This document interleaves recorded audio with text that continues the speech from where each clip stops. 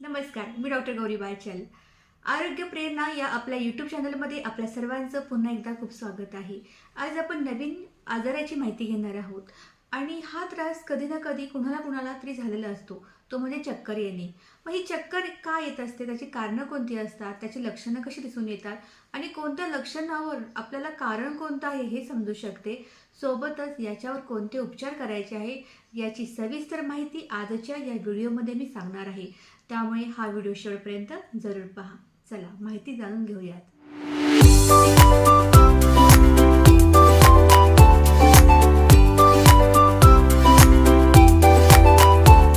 चक्कर म्हणजे नेमकं काय? तर तुम्हाला असंतुलित, अस्थिर वाटत असतं, अशक्त वाटत असते, पडल्यासारखी भावना असते किंवा काहींच्यामध्ये तुम्ही फिरत आहात किंवा सारं जग फिरत आहे, आजूबाजूचं एरिया फिरत आहे असं वाटते. यामध्ये अनेकांना मळमळ, उलटी, तसेच डोकेदुखी, सोबत डोळ्यापुढे अंधारी येणे ही सुद्धा लक्षणे असतात आणि ह्या एकत्रित मिळून जे होत असतो त्रास त्याला चक्कर येणे असं समजले जाते. आता ही जी चक्कर येते ना, त्याची कारणे सुद्धा अनेक आहेत. म्हणजे एकाच कारणामुळे चक्कर येतं असं नाही. चक्कर अनेक कारणांनी येते. त्यातलं पहिलं कारण आहे ते म्हणजे बीपी पिढी.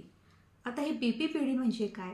तर याच्यामध्ये बिनाईन पॅरोक्सिमल पोझिशनल डिसीज म्हणजे तुमच्या कानामध्ये अशा काही संरचना असतात आणि ज्यावेळेस तुम्ही अचानकच गोल फिरता किंवा अचानकच बेडवरनं उठता किंवा एका साईडला टर्न होत असतं, अशा वेळेस हे जे कानातले जे कॅल्शियम आर्टिकल्स आहेत त्यांच्यामध्ये बिघाड होतो, इम्बॅलन्सिंग होत असते. आपल्या कानामध्ये इन्नर इयर म्हणजे आतल्या कानामध्ये अशा काही संरचना असतात की जे आपल्या शरीराला बॅलन्सिंगचं काम करत असतात आणि ज्या वेळेला तुमच्या या कंडिशनमध्ये बदल होतो, इम्बॅलन्स होतो, त्यावेळेस तुम्हाला हा बीपी पिढी हा डिसीज होत असतो आणि त्याचं पहिलं लक्षण आहे वर्टिगो म्हणजे चक्कर येणे. आता दुसरं कारण जर बघितलं तर ते आहे सर्व्हायकल स्पॉन्डिलोसिस. आपल्या मानेच्या जो आपला कणा आहे, व्हर्टिब्रल कॉलम आहे, त्याच्यामध्ये अनेक नसा असतात आणि ज्यावेळेस यांच्यामध्ये डिजनरेशन चेंजेस होतात, त्या हाडांच्यामध्ये संरचनेमध्ये बदल होतो. अशा वेळेस त्या हाडांच्या आत असलेली जी नस असते, की जी प्रामुख्याने मेंदूकडे जात असते, तर ती नस जर दबत असेल, तर तुम्हाला त्या ठिकाणी चक्कर येत असते आणि यासोबतच मानदुखी तर असतेच व त्या हातामध्ये म्हणजे राईट साईडची जर प्रेस होत असेल तर उजव्या हातामध्ये तुम्हाला मुंग्या येतात. डाव्या साईडला जर त्रास होत असेल तर डाव्या साईडच्या हातात मुंग्या येत असतात किंवा दोन्ही हातामध्ये सुद्धा तुम्हाला मुंग्या येणे हे लक्षण असू शकतं. आणि हा त्रास कधी जास्त होतो ज्यावेळेस तुम्ही एखाद्या बॅक साईडला असं टेकून वगैरे बसता आणि जेव्हा ती जी नस आहे ती कॉम्प्रेस होते तेव्हा चक्कर ही येत असते, कारण उठताना तुम्हाला चक्कर ही जाणवते. आता हा दुसरा कॉज झाला. तिसरा कॉज, जर तुमच्या शरीरामध्ये रक्ताची कमतरता आहे. बघा, म्हणजे ही चक्कर फक्त एकाच कारणाने येते असं नाही. जर तुम्हाला अशक्तपणा खूप जाणवतो, तुमच्या शरीरामध्ये रक्त कमी असल्यामुळे हिमोग्लोबिनची मात्रा कमी होते आणि हिमोग्लोबिनचं महत्त्वाचं कार्य काय असतं तर ऑक्सिजन प्रत्येक पेशीपर्यंत पोहोचवणं आणि रक्ताची कमतरता असल्यामुळे तुमच्या शरीरातलं ऑक्सिजनची लेवल ही कमी होते आणि तुम्हाला अशक्तपणा हा जाणवत असतो आणि त्यातूनच तुम्हाला चक्कर येणे हे सुद्धा लक्षण निर्माण होते. आता ही 3 कारणं मी तुम्हाला सांगितली. यातलं चौथं कारण अजून एक महत्त्वाचं ते म्हणजे मेनियस डिसीज. ज्यावेळेस तुमच्या कानामध्ये जो इन्नर कान आहे त्याच्यामध्ये एखादा आजार होतो, हा मेनियस डिसीज होत असतो, तर त्याच्यामध्ये सुद्धा प्रामुख्याने वर्टिगो हे त्याचं पहिलं लक्षण आहे. चक्कर येणे हे लक्षण आहे आणि यामध्ये हिअरिंग लॉस सुद्धा असतो, म्हणजे ऐकायला सुद्धा कमी येते.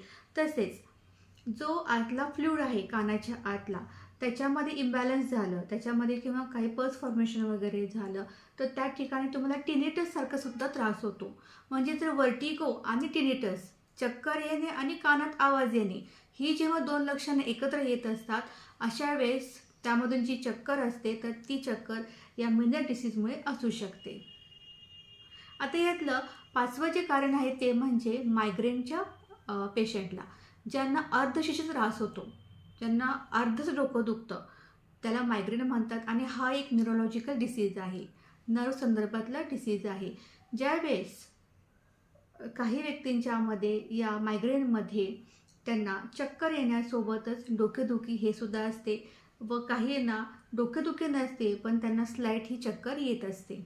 चक्कर येण्यासाठी अति मानसिक ताण असणे, अति जागरण होणे, झोप कमी असणे, सोबतच मासिक पाळी ज्या स्त्रियांना येते व त्यांना जर अतिरक्तस्राव हा जर त्रास असेल तर त्यांच्यामध्ये सुद्धा चक्कर येणे हे लक्षण असते. पण ही सगळी लक्षणं टेम्पररी स्वरूपात असतात.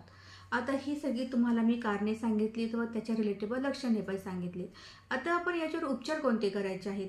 या ठिकाणी मी जी होमिओपॅथिक औषधे सांगत आहेत ती जर तुम्ही होमिओपॅथिक तज्ज्ञाच्या सहाय्याने घेतली तर अतिशय उत्तम. ही जी औषधं आहेत ही तुमची जी लक्षणं आहेत व जे कारण आहे की जे मी सांगत आहे त्याला जर मॅच होत असेल तर तुम्ही ही औषधं घेऊ शकता. होमिओपॅथिक औषध प्रणाली ही अतिशय विश्वसनीय आणि सुरक्षित अशी औषध प्रणाली आहे.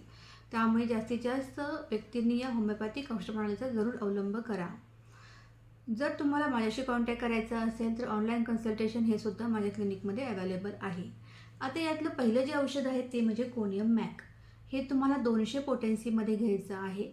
आता हे औषध कधी लागू होते तर ज्यांना झोपेतून उठताना किंवा त्यांनी डाव्या साईडला उजव्या साईडला एकदम टर्न केलं किंवा खाली बेंड केलं आणि बेंड करून खाली वाकून उठताना त्यांना एकदम चक्कर येते तर अशा वेळेस तुम्ही हे कोनियम मॅक 200 पोटेन्सीतले औषध घेऊ शकता.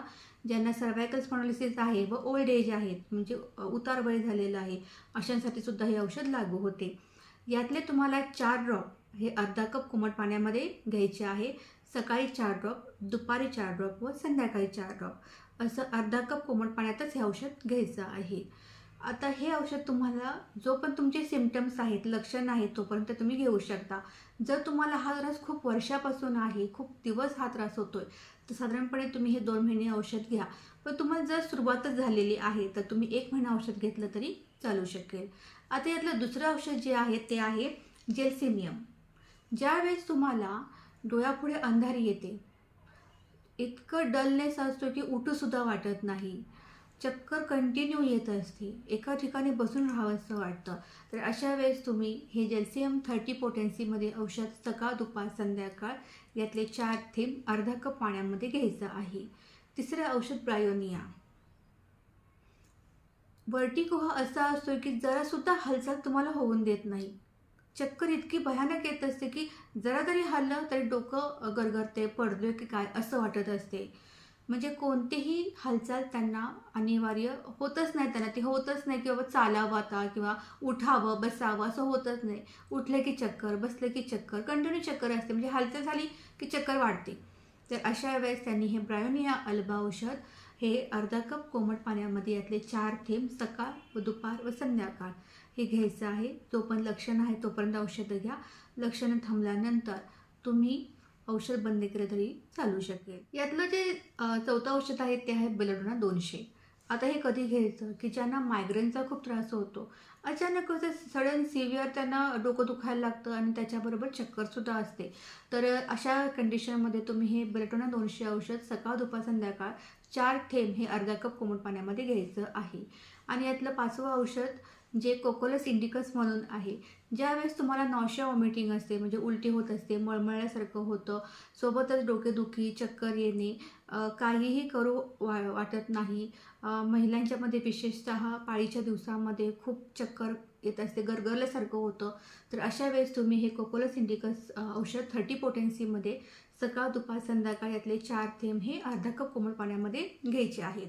पुढे जाण्या अगोदर जर तुम्ही माझ्या आरोग्य प्रेरणा या यूट्यूब फॅमिलीमध्ये अजूनही सहभागी झालेल्या नसाल तर लगेचच सबस्क्राईबचं बटन प्रेस करून या आरोग्य प्रेरणा यूट्यूब फॅमिलीचे तुम्हीही सदस्य व्हा.